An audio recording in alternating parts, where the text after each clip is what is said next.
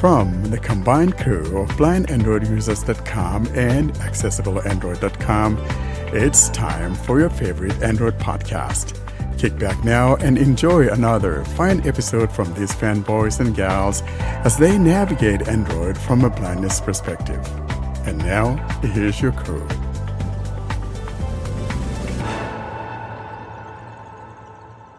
Hello, everyone, and welcome to episode 243 of the Blind Android Users Podcast. We're recording today, August 2nd, 2025. I'm Warren here in the state of Washington. I'm John Dyer in the state of Virginia. Karin Kiwan from Lebanon. Welcome to episode 243. Coming up in this episode, we have the following lineup. Tablets, who are these for? That will be in our Android Basics.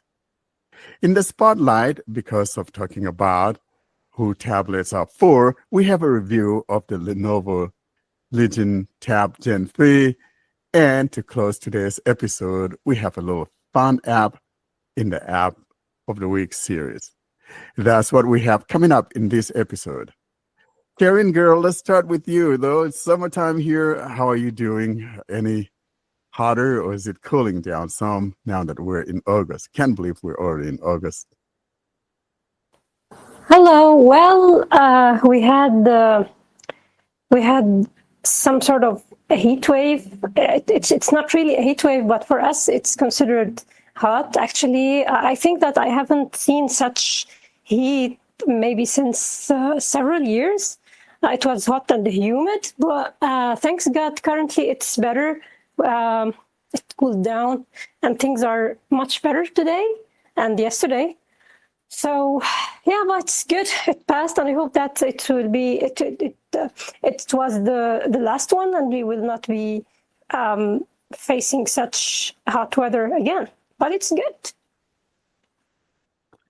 Nice. Well, for us here, though, it's been like in the 80s all week long, and I think today probably is going to be a little bit hotter. It probably would be about 90 degrees. Who knows? But it's these things go that way. Yesterday was particularly nice. I think it was like 84, but it was very cloudy and breezy, and you wouldn't think that it was even in the 80s. But that's what we got. John, what's going on in Virginia land? I know you guys had a little bit of a heat wave there last couple of weeks or something like that, but probably getting better, isn't it? Yeah, it was pretty hot this week, but it rained for a couple of days, and now it's actually pretty comfortable. We went to the farmers market this morning down by the ocean front, down near the ocean, and there was a nice ocean breeze coming through, and it was like upper 70s. So yeah, not bad weather for August. Nice. So a place like Virginia, what kind of products or produce do you guys have? I'm not very familiar with the the type of farming that you guys do out there. Maybe mainly peaches, or I don't know. I'm kind of thinking. I'm looking at that area, and I know that you got oranges there in the area of Florida and all of that. How about Virginia? What do you guys have, talking fruit-wise? Native. Peaches, apples, but to be honest, that wasn't my focus. Maybe watermelon. I was more like at the donut tent or the cannolis and stuff like that. So. Donut tent, that's my boy. Yeah. And fruits and vegetables are for the birds. You guys probably have lots of watermelon too. The seeds from Karin. Add some cheese to it. Karin would like that. And now, the Android Basics segment. This is a segment where we discuss the things that power your device from behind the scenes. And now, here's this week's episode, Android Basics. Let's now move on to our next segment, and this is the Android basics. And today we're talking about tablets. Who are these tablets for? You know, we got tablets and all of that. And to be honest with you, I think I've had some tablets in the past. The first one I ever had was the Nexus 7 back in 2012, and then I had the second generation in 2013.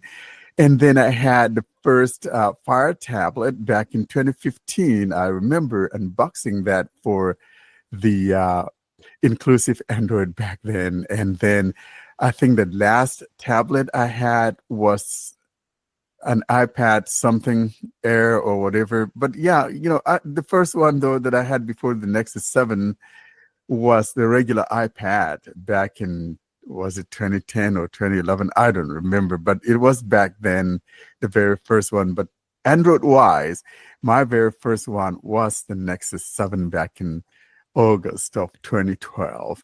And that was my experience with tablets. Now, to be honest, I don't know. Tablets, I kind of have difficulty justifying why I need a tablet.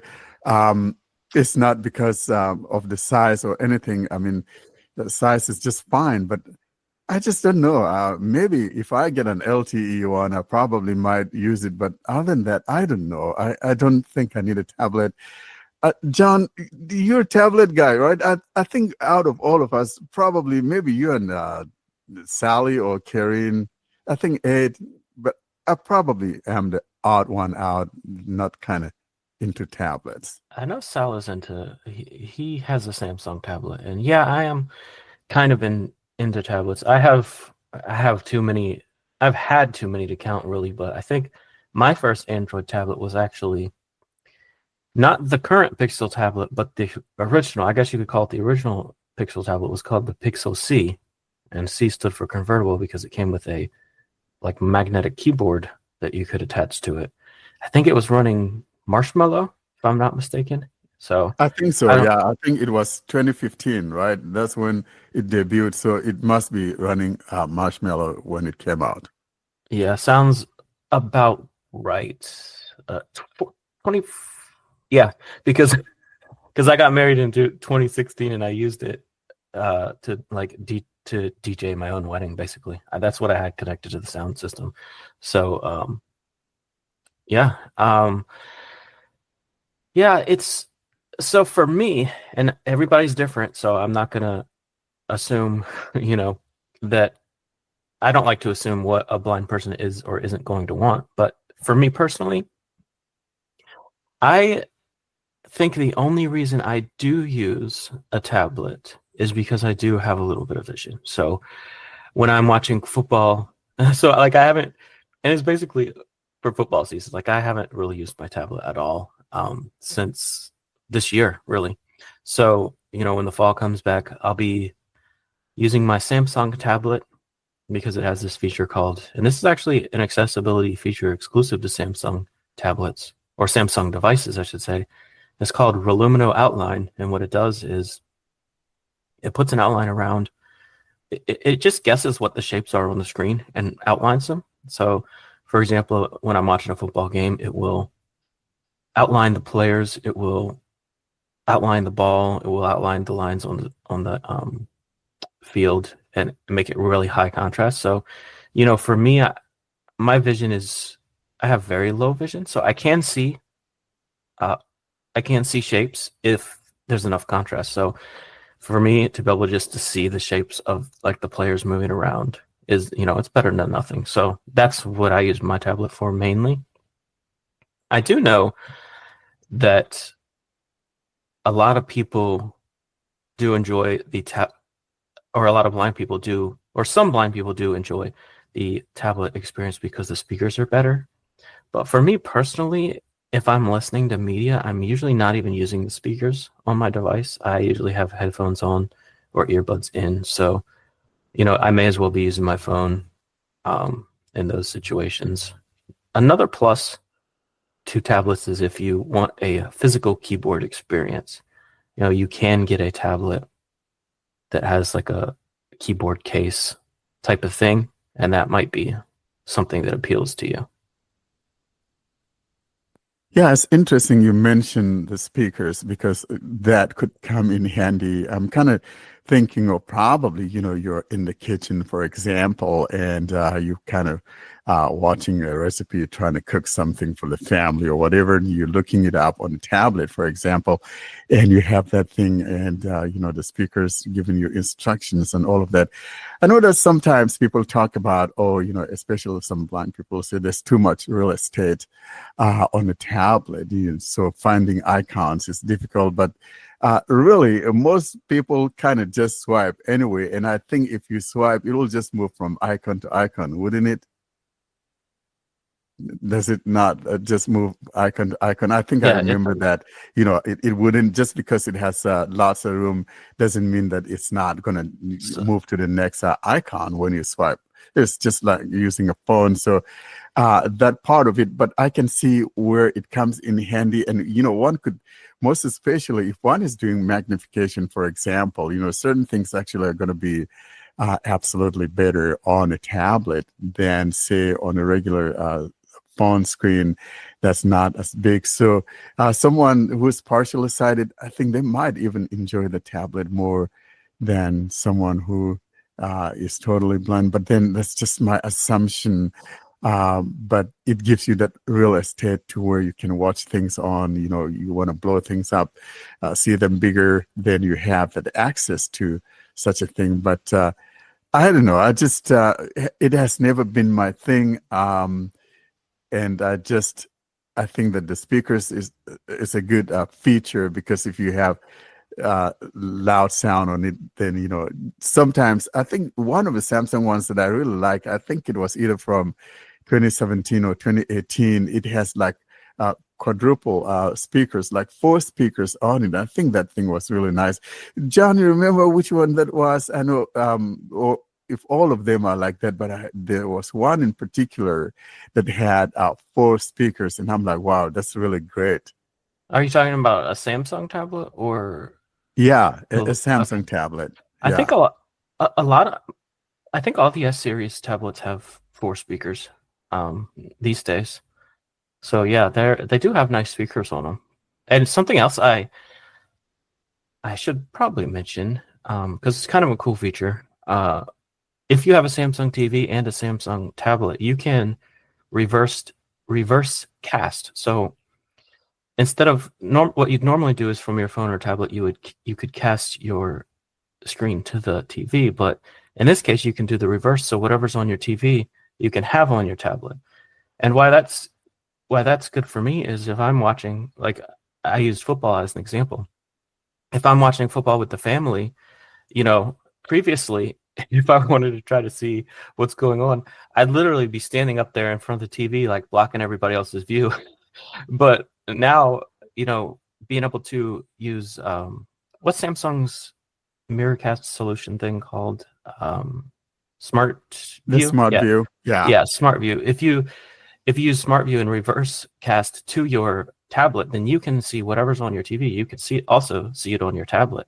So you have your own like little personal copy of what's going on the TV. So you could sit in your chair and relax and just hold up your tablet in front of your face if that's how you need to see.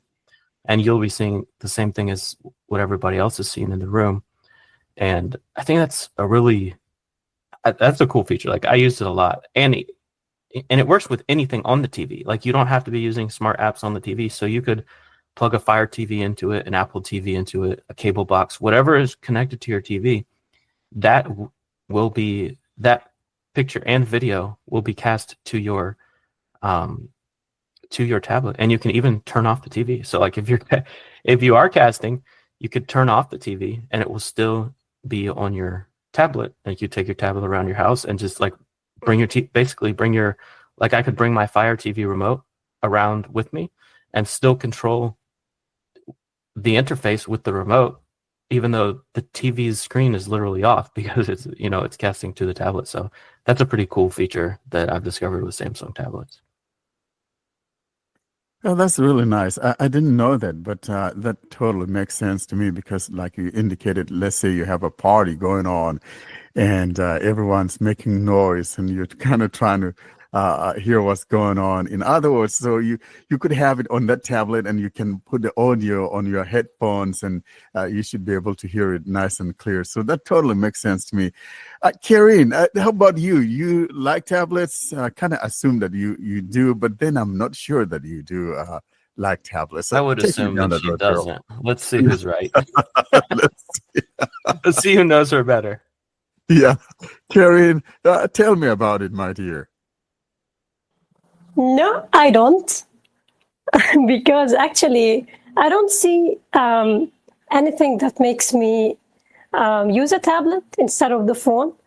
Well, as John said, being partially sighted is something different, because when someone is using a bigger screen and this person is able to see on that screen, this will make a difference. But for a totally blind person, I don't see the bigger screen making that difference. Also, usually, okay, the sound is also with the higher end tablets, the sound is good. Yeah, I'm with that point. But also, I'm like John. I usually, if I'm listening to music and I want to have that immersive experience, I don't at all use the speakers. So usually, I'm always putting the earphones. So also the two things that could make someone, at least in my opinion, use a tablet aren't the things that I will use, aren't there for me. So for that reason, I don't think that I will plan that I'm planning, or I will plan to use a tablet.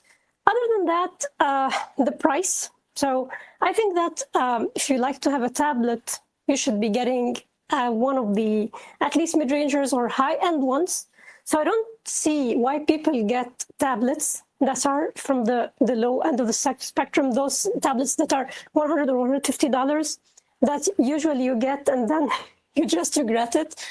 They have all sorts of problems. I used to deal with ones. They weren't my tablets, but I had to do stuff on them for others. So I can see the troubles. I can see how those tablets were slow, and it's still the same. So usually you're not getting good sound, you're not getting good performance, you're not getting good screen. You're just getting, okay, it could be big screen, but not good screen. So there's a difference between a good screen and having a big screen only. So I think that you will be getting something better when using the phone, even if it has a smaller screen. I mean, even if you're sighted and you have a smaller screen phone, but compared to a cheap tablet, it could give you a better visual experience. So this is the thing. So I think if someone wants to have a tablet, this person should have money that this person is ready to spend on that tablet. So it could be good. Like if you don't want to use your phone, I don't know why, but if you don't want to use the phone, you could just use the tablet. That has already good specs. So yeah, this could make sense. But for me, at least, I'm not the tablet person, especially, well, even now for sighted people, the screen sizes of phones are already becoming big. Like we're having 6.7, my phone is 6.6 inch. My previous phone was 6.7. So if you get for example, 7-inch tablet, there's a maybe not negligible, but it's just slight difference between a phone like 6.7 inch and the 7-inch tablet. So yeah, this is my point of view about that. You know, talking about cheap tablets, because my wife teaches like art classes on the side and things like that. So she got this thing called High Grace. And essentially what she uses it for is to kind of use it to project something onto the wall so that the kids can see what she's doing during those classes. And you know, surprisingly, this High Grace of a tablet, I think it was like $80 or something, somewhere in there, from Amazon. And actually, the UI, I was surprised. I was kind of blown away because the UI was clean, almost like stock Android for some reason. And I'm like, wow, and it wasn't that bad at all. So Yeah, but some of them are absolutely bad because you may find some as cheap as like $30 or whatever. So if you got kids, for example, I think I always think of kids when I think of tablets. But yeah, of course, I know there are other adults that like tablets, like John indicated. Maybe if you want to do some typing work and you need that full keyboard experience, that might be a good reason to have that kind of a tablet. But yeah, maybe avoid those $30 tablets if you really want to have an experience. At least get a nice mid-ranger. I think Samsung has those A series tablets, and of course, there's some of those other ones too. But that high grace one was not a bad one as well. It was a good tablet. My wife still has it and uses it for her art classes. Yeah, I haven't had any experience with Samsung's recent A series, so the Tab A9, but I do have a Tab A7 Lite and a Tab A8, and I set them up for my son to use, but it's not something I would use myself. Like it is definitely a downgrade compared to the performance on my phone, especially if you already have a flagship phone and you try to go to a mid-range or lower end tablet. Like you're gonna feel the sluggishness when you go over to a tablet. So keep that in mind. Same thing with tablets as with phones. You're gonna get what you pay for. If you spend a little more money and get a better processor, you will feel it, especially if you're using TalkBack, which we've been over this before. That I don't feel like it should be that way. I think TalkBack should figure out a way to be better on these devices, but that's not the case. You will notice the difference going back and forth. And also, something I wanted to mention, because there has been rumors of Android and Chrome OS kind of possibly being merged in the near future, to the point where Chromebooks might start running full-blown Android. And if that's the case, I might actually be tempted to get something in the form factor of like a Samsung calls them like the Galaxy Book 360. They call it 360. Lenovo calls it a Yoga. Basically the laptop form factor where you can open it up into a laptop, but also keep opening it up until the keyboard is completely behind the display, and then use it as a tablet. If there was a device like that was like an actual laptop quality with a quality keyboard that ran Android, that would be something I'd be tempted to look into, because I do like I'm not tempted by Chrome OS at all, but I do like the laptop form factor, and to have that and the tablet in one device would be kind of cool. Yeah, but here there's a problem which is related to physical keyboard support with TalkBack on Android. So I don't know if the experience would be something that you will be pleased to have. So I don't use physical keyboards often, but if I do, when I do actually, I don't feel that it's the experience that I want to have. So I think that this will be the same problem, especially that I don't think that Google is doing a lot in terms of improving the physical keyboard experience on Android. Yeah, I see what you're saying. Hopefully TalkBack gets better in this area, because Android does seem to be, like Google is focusing on keyboard stuff in recent versions of Android, right? They're making keyboard shortcuts customizable. So it looks like they are trying to make keyboard support better for regular Android. So I hope TalkBack does it as well. But even if they don't, I kind of like just for the specific device I mentioned, where it's like a tablet or a laptop, I would probably just use touchscreen gestures anyway for a lot of the navigation. And then when I wanted to type, I would just use the keyboard for typing mainly, and very basic like keyboard shortcuts. I don't know that I would want to use TalkBack in the same way I would use NVDA, for example, or Narrator on my PC. Although it would be nice if it worked. I mean, I'm not saying it should. I don't want that. That would be nice, but I do see the point you're making. It's not, TalkBack on a keyboard is not anywhere near like what NVDA is with the keyboard. Yeah, so I can see where it would come in handy, for example, most especially if they're merged. What that would mean, though, is because, and probably this is coming from my bias of not liking the Chromebook or the Chrome OS in general, because I'm more familiar with how the keyboard works with TalkBack on Android, and I could see me using that as to actually going for a Chromebook. So I'm looking forward to it. If it does, I'll get one just for giggles.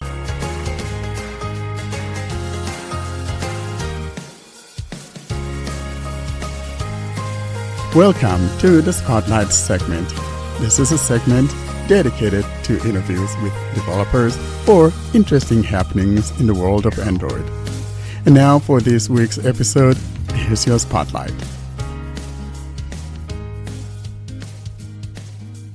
And up next, since we're on the subject of tablets, our friend Joe Hodge, who unboxed the Lenovo Legion Gaming Tab Gen 3 for us a few weeks ago, maybe a few months at this point, but he finally has a review for us, and here it is. Hi, this is Joe here with a quick follow-up to my unboxing that I did a few months ago on the Lenovo Y700, as it's known in China, or the Lenovo 8-inch gaming tablet, super original, as it's known in America. So I kind of have a love-hate relationship with this thing. I still have it, and there are a few annoyances, I think, for folks who might want this device to know about. The first, John has covered this in discussing the Motorola phone that I found interesting, and I don't know if this is like a certain Chinese vendor type thing, but TalkBack fluctuates like super annoyingly. I think it's tied to Dolby Atmos, but the thing is, on the built-in speakers on this, like it has Dolby Atmos on, but I cannot turn it off. Like it's completely disabled. So if you go into settings and you go to sound, like you can see Dolby Atmos on for the external, or the, I think it just says external speakers, but you can't turn it off. Now, if you use headphones, then, or another speaker, like a Bluetooth speaker or whatever, then you can actually turn them off, like, or turn off a Dolby. But as soon as you unplug it, it's back to doing its thing. And the crazy thing is, obviously, when you turn it off and you use these external devices, then you don't have the TalkBack fluctuating in volume. But it is like, it's like almost every other syllable kind of thing. It's very up and down, which is really annoying. The lock screen has a different volume than the main volume of the device. So when you unlock it, it's like super quiet, and then all of a sudden, like, it could get to super loud. So I'm not a fan of like weird volume and fluctuations or changes like that. Like I kind of want it where I want it, and it feels like I don't have control of the device, which is very odd and a very odd feeling. So I don't know. It's very interesting to kind of have that problem. The second major problem for me, and honestly, I would have sent it back had I not like thrown out the boxes and all these things. But I'm kind of getting through. I'm using it with a keyboard, I guess, more, and it is a tablet, so it's not like something I'm using like every day, or I have to have it on the go, so it is okay. But the Braille screen input does not work. I mentioned this to John, super helpful, like troubleshooting this stuff sometimes, and he had mentioned like Ed had ran into this like on a Xiaomi or something, and maybe to leave one finger down but like kind of lift the other. I kind of had that hack. iOS at one point didn't allow you to do 6-finger input on the phone, and if you would sort of have 5 fingers down, then lift like 1 or 2, and then put that last finger down, it would do the 4. But yeah, nothing I seem to do works. I think it's because Lenovo ties a lot of gestures into their gaming tablet. So like for example, for them, a 3-finger tap is something, a 3-finger swipe does something. It's very like UI driven, and I cannot disable those commands. Like they will not, like I go into gestures, I can see them, but it will not let me like just disable them.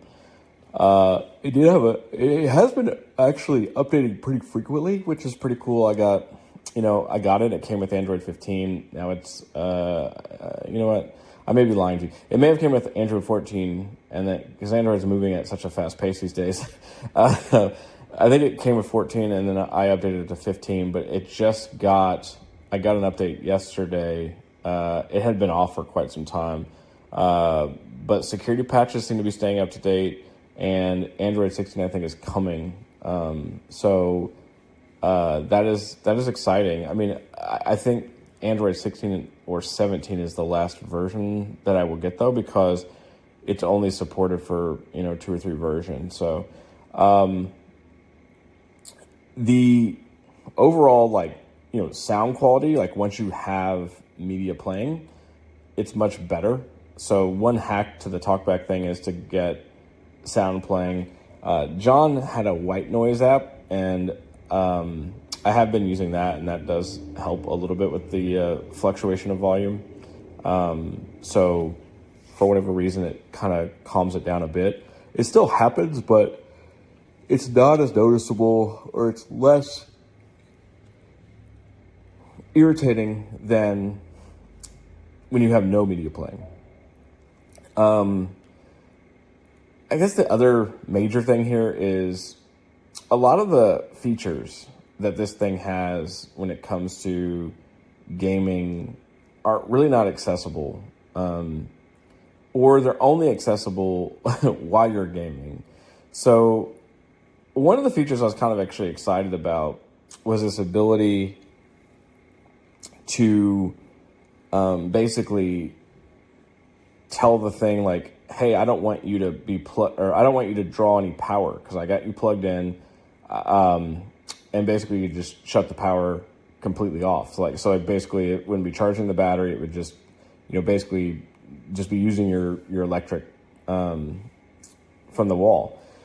And they tell you how to access this, and I've tried even doing it while playing a game, and I just cannot get to the menu with TalkBack. It just does not let me access the sort of gaming features that I could turn this on or off. So I don't know. So some of the features it actually has that I was sort of excited about, sadly, are not even accessible to TalkBack, which is a little frustrating. So, I mean, like I said, to be honest, I would have sent the device back had I not thrown the box away like an idiot. But I'm sort of stuck with it, and it's okay. It was a lesson I learned. But I mean, I'm gonna kind of finish the review by saying some good things. Voice dictation works super well. It's very fast. It's feels much more like how it would feel on a OnePlus. The Snapdragon processor that's in it, I think it's the Gen 3, is really solid. I've never had any problems with it. It performs like super well, no lag. There's just it does feel good. The haptics are pretty impressive. They're better than my Samsung tablet. They're much more pixelish or OnePlus-ish, I guess, from what I remember from OnePlus. So I do enjoy that. And I enjoy the bigger screen. Like navigating content is like TalkBack is so fast on it. I'm one of my annoyances on the Pixel is that like sometimes when I'm moving around, like just even using Explore by Touch, there's just a little bit of lag. It feels like, but this just like I'm moving my finger. It feels much more like a Samsung type of device, even though you're more. You get less sort of interference in that way. So, I mean, if Braille screen input could work, if I could find a way to figure out that, and if I could find, maybe even a way to like access some of these hardware things that it offers that I just can't, I mean, I'd be like super happy with this thing. But I am finding more uses for it these days. So, I mean, it's, it is, getting better and better. But I do think you should be aware of those things if you're in the market for it. So would I buy it again? Probably not, to be honest. I mean, it was, I think it was like $450, $500, something like that. I think I got it on sale for $470. It might have been $475. But regardless of all that, I mean, it just, there's a lot of, I want to be able to use browse screen input. I want to be able to, use the things that make TalkBack great. I will say with descriptions and whatnot, Gemini descriptions, it works fine. There's one oddity that I've not ever seen from a device before. So the side button, I'll call it the side button. It will trigger Gemini, but the other odd thing is the longer you hold it down. So like I kind of get in a habit where I will just hold the button. I don't even know if you're really supposed to or not, to be honest. Probably don't have to, but I guess it goes back to my Samsung days where, I'm just kind of used to holding in the button while I'm talking to Bixby or whatnot, and or dictating. And so I'll just hold in the button, and what'll happen is if you hold it in, for a while, the power menu comes up. So it's kind of weird in that way that the side button is a Gemini trigger, but also is the actual power button. So you can kind of do both. It's not like, a Pixel or a Samsung where you have to, use the power button plus a volume key. This seems to matter how long you actually hold it, which is kind of interesting. I don't know if all Lenovo devices work that way, but it's definitely sort of an oddity that I've seen. But yeah, I mean, I can't complain about the performance. I will say one other, I guess I keep saying one more thing, but these things just kind of keep coming in my head.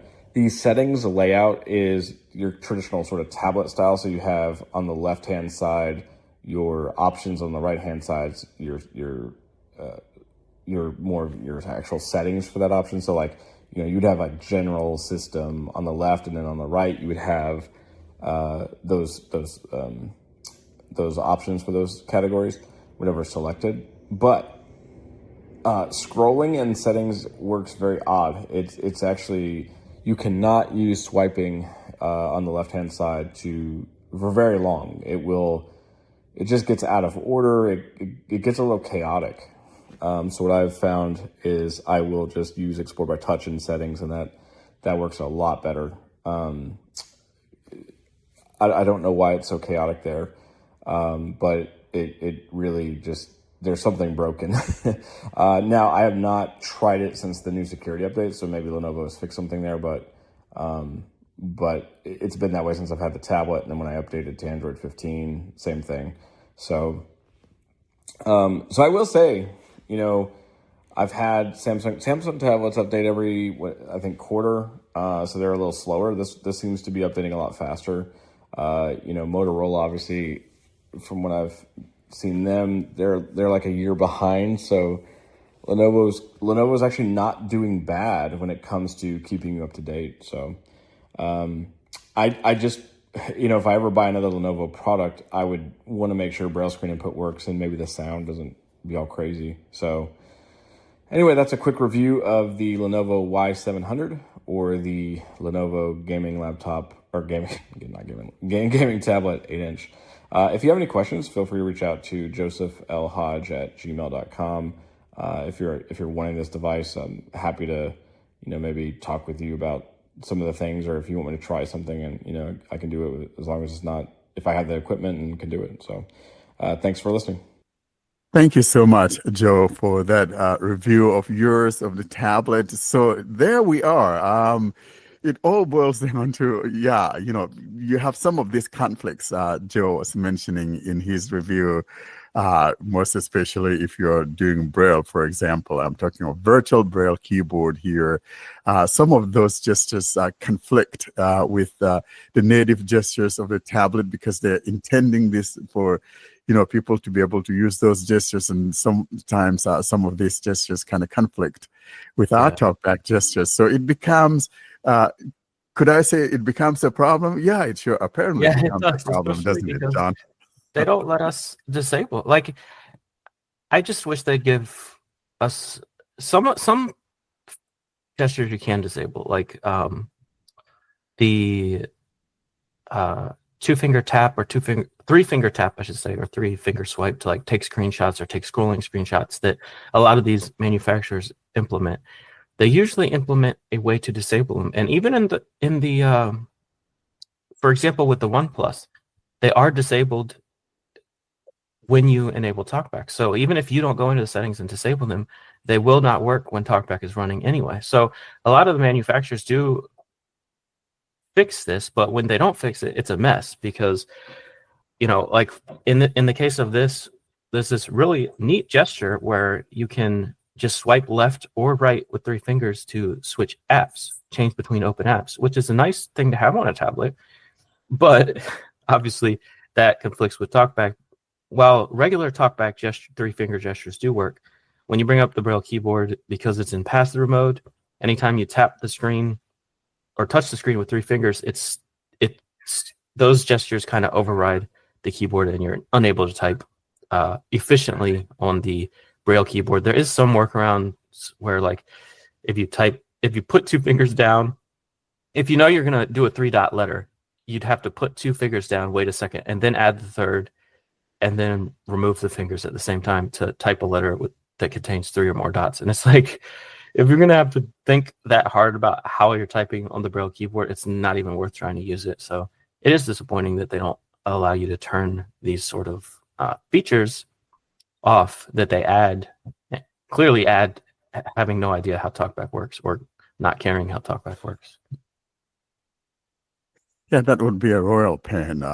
So I'm typing letter P in Braille, for example. So I probably need to put my fingers on dots 2 and 3 and then add dot 1 and then dot 4. No, I wouldn't be using a virtual Braille keyboard on that tablet, for example. So I can see where that would be a problem. But there's something, though, that you mentioned where I see the usefulness of that. In other words, changing apps. And also another thing is that with tablets, it makes it easier if you're running two apps side by side or whatever. You have more real estate room compared to when you do those on the phone. So that's another plus that goes to the tablets, especially if you want to run two apps simultaneously and having enough room to do things. So I can see how that could be.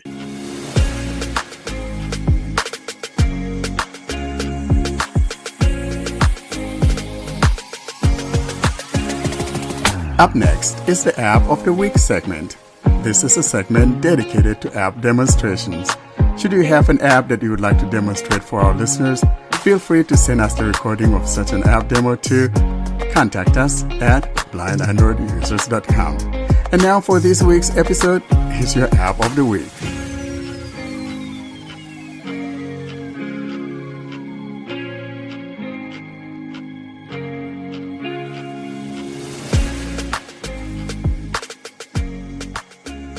It's time for the App of the Week. And this week, Warren is introducing the Luck by Chance app, a cool light application.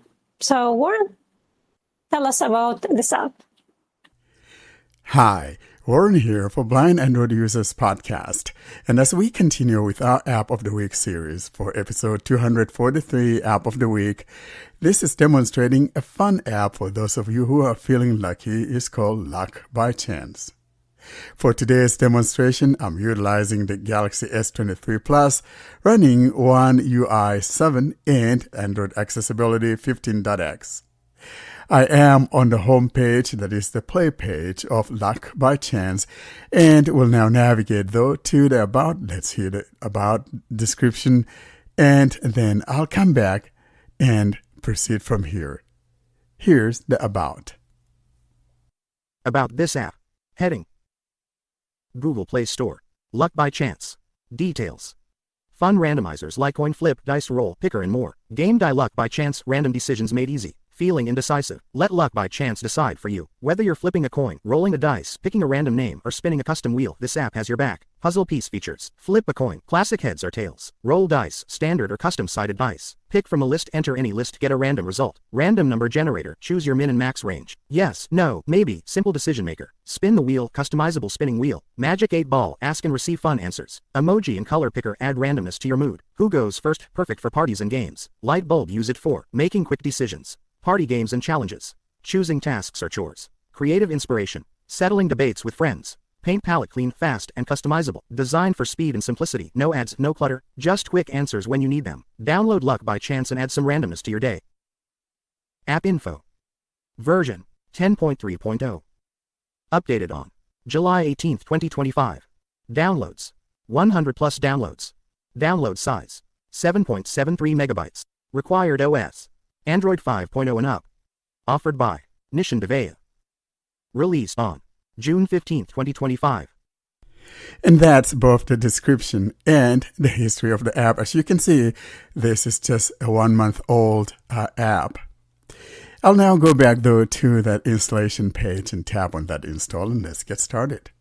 Play Store. About this app. Install. Button. Verified by Play Protect. Navigate up. Button. Luck by chance. Installing. Button. Open. We're done with the installation and sitting on the open button. I'll now tap here to get started.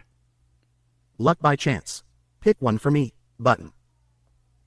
Upon opening the app, we're landed on something that says, pick one for me. In other words, if you happen to be an indecisive one, then you can go for this. Just pick one for me. Let's go ahead though and look through what we have here in the menu UI. There are probably some unlabeled buttons here and there, but basically it's a clean UI.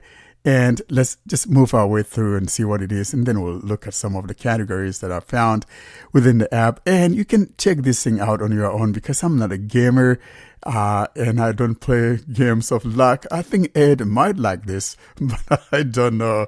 Let's go through and see what we have. Starting from the top, as I always do, though, that's where I'm going to be starting. And I'm not sure that we have any buttons there at the top. Putting my finger now near the top left corner. Luck by chance.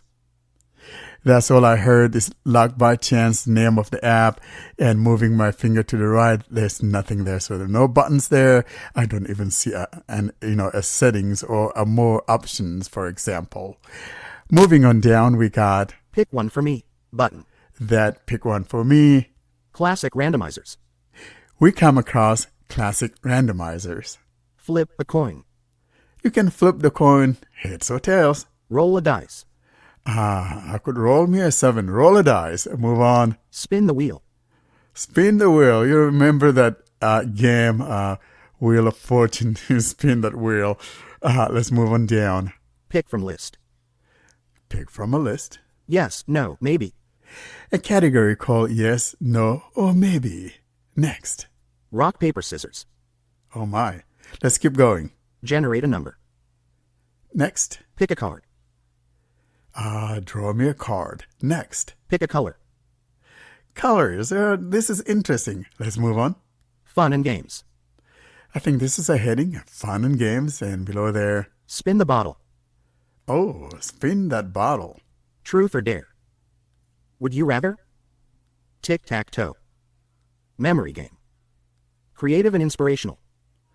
I'm just moving through the categories or the items in here. Daily challenge. Tarot card. Fortune cookie. Random quote. Story prompt. Emoji generator. Joke generator. Utility and practical. Utility and practical, and this is another heading or category. Password generator. Decision helper. Habit tracker. Random fact. Lifestyle and fun. Recipe picker. Workout generator. Travel destination. Bucket list idea. Mood generator. Luck meter. Social and entertainment. Who goes first? I think I'm going to come to this one, see whether it's me, John, Carrie, and Sally, or Ed. Who goes first? Who's going to be the most pretty or the most handsome? We'll see who goes first. Let's move on. Name generator. Compliment generator. Brain teasers and puzzles. I think that's a category or a heading. Riddle generator. Trivia question. Word scramble. Mindfulness and relaxation. Breathing exercise. Meditation timer. Lottery generators. Euro Millions. UK Lotto. Powerball. Mega Millions. Lotto 649ths. Oz Lotto. Super Lotto. About. Share. And that's the last item here in the items. Let's go ahead and take a look at some of these. Like I indicated, some unlabeled buttons here and there. Especially, I'm going to go into who goes first. Who goes first? Button. Detected icon back. I tapped on who goes first and we landed on the back button there on the top left corner of the phone. And moving my finger to the right, Who goes first? Heading. we hear the heading, and Edit box, enter player name. Detected text, enter player name. here's a field where you could type the name of the people, and then you can see who goes first. And to the right of that, Button. Detected text plus. and that's the add button. So if you type a name in the edit field and you tap the add, and then below that, Add at least 2 players to get started. all right. So I'm going to type in some names in the edit field. Edit box, enter. Detected text, enter player name. S, Sierra. A, Alpha. L, Lima. I, India. H, Hotel. I typed in Sally's name, and now I'm going to tap that button toward the top on the right, the plus button, which is the add. Button, window luck by chance. So I added that. Let's see if Sally's name is here below the edit field.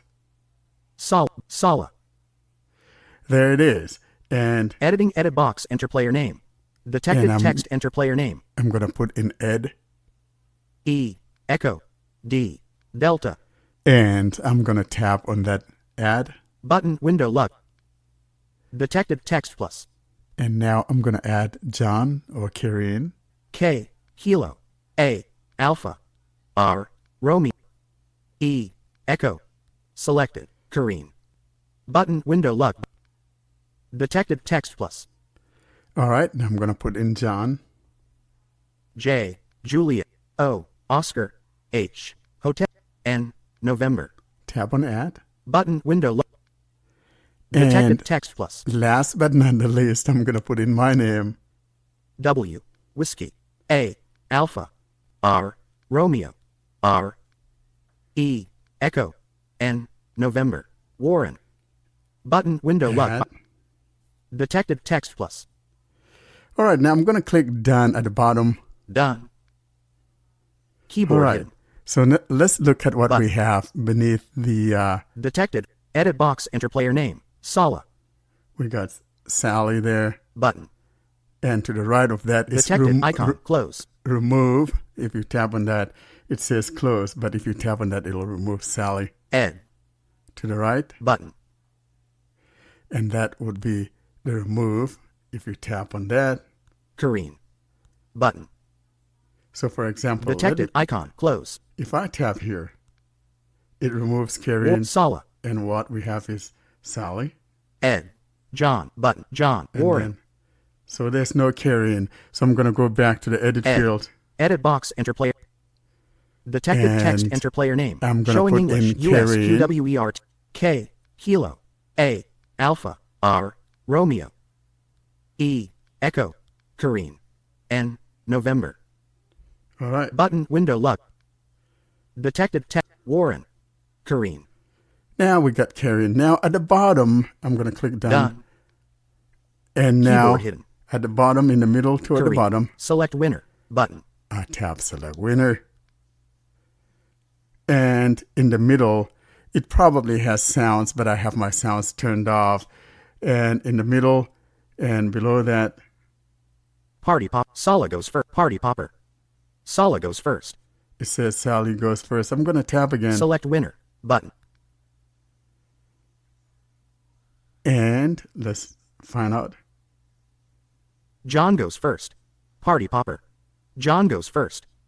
There you have it. That's how you go about selecting something or names at random as to who goes first. Let's go back. Who goes first? All right, let's try Luck meter. one more thing. Bucket list idea. Let's try the password generator before I bring this to a close. You can check these things on your own. Password generator. Password length 12. There we go. We're now in password generators and the length is 12. You can increase the number of characters if you want. It's a slider. And moving on down, Your password here. your password here. Button. And to the right of that, it just says button. And below that, 29%. 12. Slider. and I'm going to increase. 32%. 36. 30. 40. 40. 50%. 17. I'm going to Slider. leave it at. 50%. 18. Slider. Password length 18. So it tells me it's 18 characters. And then moving on down, On. Uppercase A to Z. Switch. and next, On. Lowercase A to Z. Switch. next, On. Numbers 0 to 9. Switch. On. Symbols. Add #%. Switch. and at the bottom across the screen, Generate password. Button. generate password. I'm going to tap. And now I'm going to move my finger near where it was talking about password near the top. QONC2SHFM4KIP8C. And to the right of that, Button. that button now becomes the copy. If I tap, Password copied. Copied to clipboard. that's the copy. Let's go back. Try one more, and you guys can just do this on your own. Emoji generator. Oh, let's look at emoji. Back. Button. Now, this is Sally's language here. Upside down face. There's upside down face. I'm going to move to the bottom across the screen. Generate emoji. And, Pizza. ooh, that's mine. Generate emoji. One more. See if I get one for Kieran. Rabbit face. Definitely not for Kieran. I'm going to try a different one. See if I find one for Kieran, and we'll bring this to a close. Generate emoji. Fries. There, I think this is what she likes, fries. And with that, I come to the end of this little fun app, and it's called Luck by Chance. Thanks for listening. Thank you, Warren. I think this app could be useful sometimes. Well, it's cool. The idea is cool, and it has a lot of things. Well, I want to ask you about the other things. Have you tried other games? For example, the tic-tac-toe or something else? What did you try other than what you talked about in the demonstration? Yeah, so I just open up the tic-tac. I can say that game, tic-tac-toe, or whatever the thing is. It's kind of, I can't say the words. But anyway, so I tried that, and the buttons, they're like rows. There were 3 rows in there, and they say unlabeled, but when you tap on it, then the output either says X or O or something of that nature. So this is one of those things that I indicated that there may be some unlabeled buttons, and this happened to be one of those, especially in that tic-tac-toe game. And I'm going to be writing to the guy because I just came across this like yesterday, July the 30th, August 1st. And so I'm going to be talking to the guy, see if he could label those things, because the good thing about this is that it's totally offline. I mean, it doesn't need any access. I mean, it doesn't need any permissions at all. So no data collection, none of that. And so that's one good thing about that app. And it's a good time waster if we get it fully accessible. So I will write to the guy, see if he could do something about some of those unlabeled buttons, or all of the unlabeled buttons, I should say. Another thing that I noticed that I tried also was the trivia game, for example. So you have like multiple choices. And if you pick one of those, What I want to see if you could add a sound to it. If you have the correct one, it gives you like some sound. But if you have the wrong answer, it gives you like maybe a different sound. But right now, as I saw it, if you get the correct one, it's highlighted like in light green or greenish looking. And if you get one that is wrong answer, it kind of gives it like a pinkish reddish color or whatever. So yeah, that as a blind person, I wouldn't know if my answer was correct. So that's another one to keep in mind. Are you sure you tried it with your sounds turned on? Because Oh, that's a good have to question. not Yeah, disturb. that's right. That's a good question. I don't. You might want to double check before you pick the suggestion. Yeah, I better double check before I give him a bad shout out. But yeah, I'll have to turn my sounds on and try it with my sounds and see if there's a sound to it. Because if there's no sound, then it kind of makes it hard for a blind person to know if your answer was correct or not.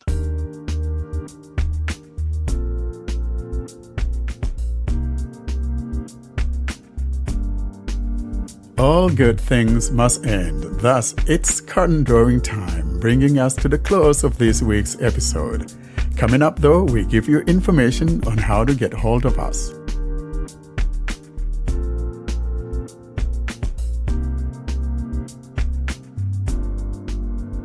Well, folks, with that tic-tac-toe or whatever fun game it is, we come to the end of this week's episode.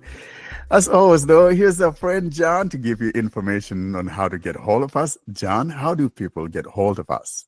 To contact us, simply send an email to contactus@blindandroidusers.com. If you'd prefer, you can leave a voicemail by calling +1 307 202 9797. You can join our mailing list by sending a blank email to Blind Android Users plus subscribe @groups.io. You can join our Facebook and Telegram groups or subscribe to our YouTube channel using the links in the podcast show notes or YouTube video description. And you can find all of this information and more at our website, blindandroidusers.com.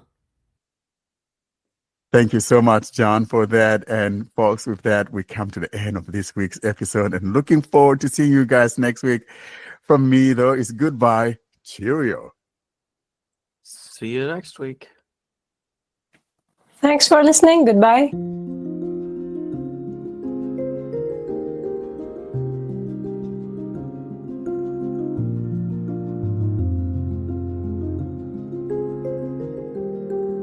Thanks for listening to another episode of the Blind Android Users Podcast.